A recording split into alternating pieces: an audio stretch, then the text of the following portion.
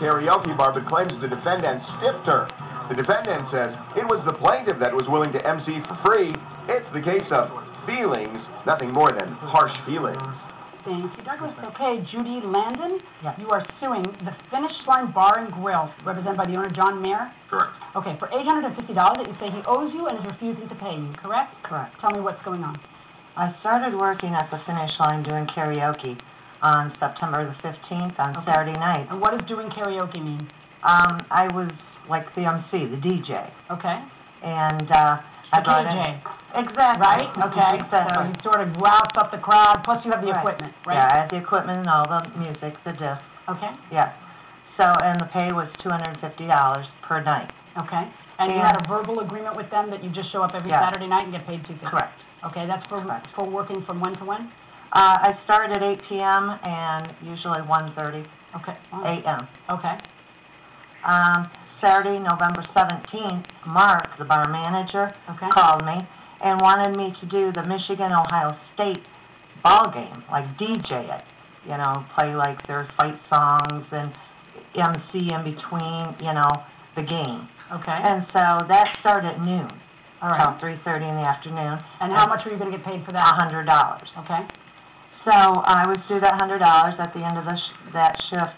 I wasn't paid, but I thought, well, it's no big deal because I was still going to do my night shift that night. That night. So you go that night, you do your shift, and when it's time to get paid, what happens?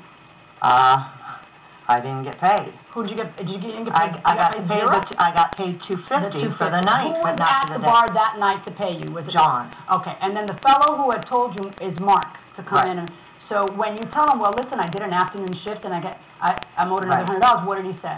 He said that agreement was between you and Mark. I can give you his phone number, call him. And I said, why would Mark pay you out of his pocket if he's the manager? I don't get it. He's not just the manager. He's actually a partner in the company. Oh, okay. He's invested into it. Okay. So you wanted him paying whatever he... Oh, yeah, because he has the authority to do whatever he wants. Sure. I mean, it's half of his restaurant, and we had... But doesn't the money in your register, doesn't it belong to both you and Mark and whoever else is a partner? So yeah, but this was something he was taking out of his own pocket because he's a huge... Well, he was now. If it wasn't before, he was now. All right, so then did you ever get paid that $100 from Mark? No. Did you ever talk to Mark the next day or whatever? Yes, I called him. What did Mark say? I'm sorry, I'm sorry? Exactly. Okay, but did Mark ever... He's sorry, but did he pay you? No. Okay. All right, now, you then, the following Saturday, you come back to work. Now, that's your last Saturday there, and that's November 24th? Correct. All right, so you go to work, and what happens on that day? Okay, on that day, there was also a game going on, and there was people watching, you know, the big screens, TVs, and John had asked me not to start karaoke until the game was over. I said, okay. He says, well, I just don't know how I'm going to be able to pay you tonight.